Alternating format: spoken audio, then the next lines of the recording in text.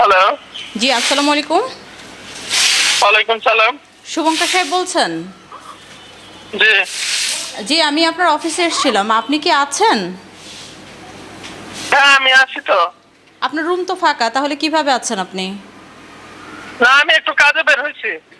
কাজে বের হচ্ছেন? আপনি তো অফিসেই আসেননি, আপনি কাজে কিভাবে বের হলেন? আপনি কোথায় এখন? আমি শ্রীপুরেই আছি।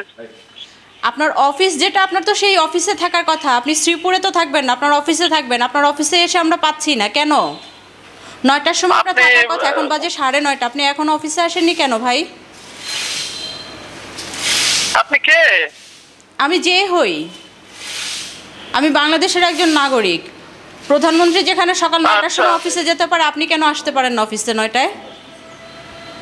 আপনার অফিসে আসতে আপনার কতক্ষণ লাগবে? আসতেছি, আমি তো সাইডে আছি, আধা ঘন্টা হয়তো লাগবে। কোন সাইডে আপনি? আমি একটা স্কুলের ভিজিটে আসছি। আপনি কোথায় আসছেন গেছেন বলেন। আমি Spanish digital print tiles, ATI tiles, এক টাইলসে জীবন পার। ওয়ালাইকুম আসসালাম। জি, আমি মাহমুদা বলছি মোশার সাহেব, ডিবিসি নিউজের সাংবাদিক। জি বলেন।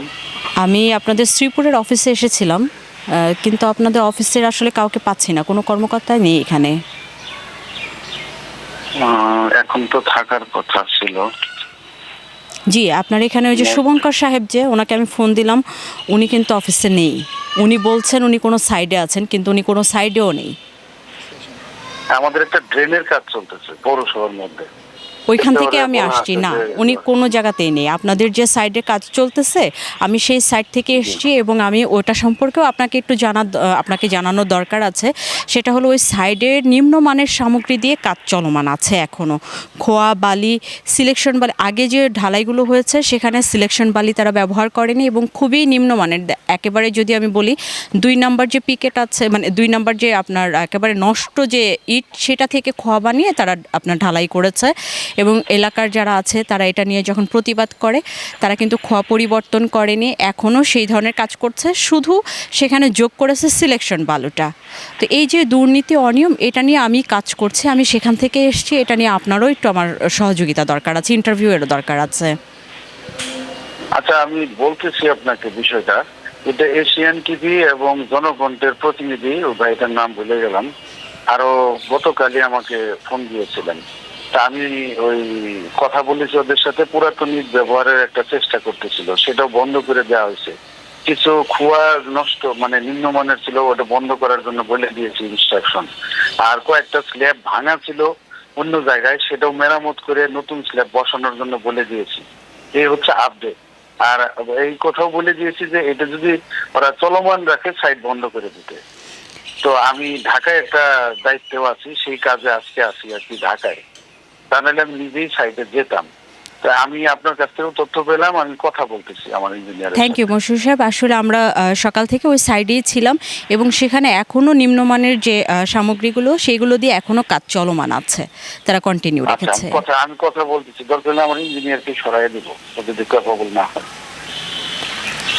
ঠিক আছে। আর আপনার এই যে শুভঙ্কর সাহেব, উনি আসলে 9টার সময় অফিসে থাকার কথা, সরকারি যে নিয়ম অনুযায়ী প্রধানমন্ত্রীর উনি নাই জন্য এটাও আমি ওকে এক্সপ্লেনেশন কল করতেছি। কারণ বিষয়টা আপনি আজকে বলছেন, আরো 48 ঘন্টা আগে আরেকজন নজরে আনছে, ওর বিষয় না, এই কাজের বিষয়। তো ওরটাও যেহেতু আনলেন, আমি দুটা বিষয় দেখতেছি। ধন্যবাদ।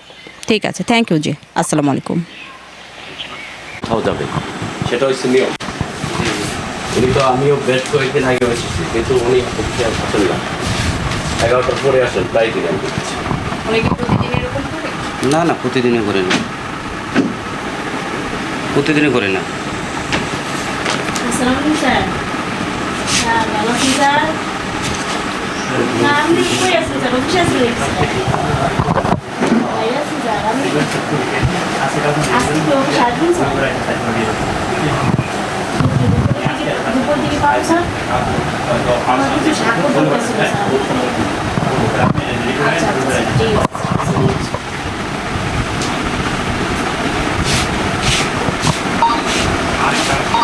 উনি কি দুপুরের পর আসবেন? সেটা বুঝতে পারতেছি। এটা আপনার স্যারের বুঝতেন না না বুঝছেন আচ্ছা আপনাদের যে ইশতিয়াক সাহেবকে দেখছি উনি কালকে স্যার বলছে যে দুর্যোগে একটা রিপোর্ট শিলাবৃষ্টি হয়েছে, এটা রিপোর্ট জেলায় জমা দিয়ে আসবে কালকে আর কি। স্যারের সাথে শেষ কথা, আজকে কথা হয়নি স্যারের সাথে।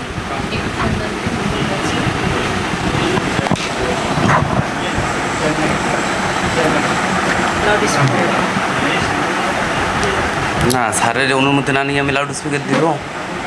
ঠিক আছে দেন আপনি কথা বলেন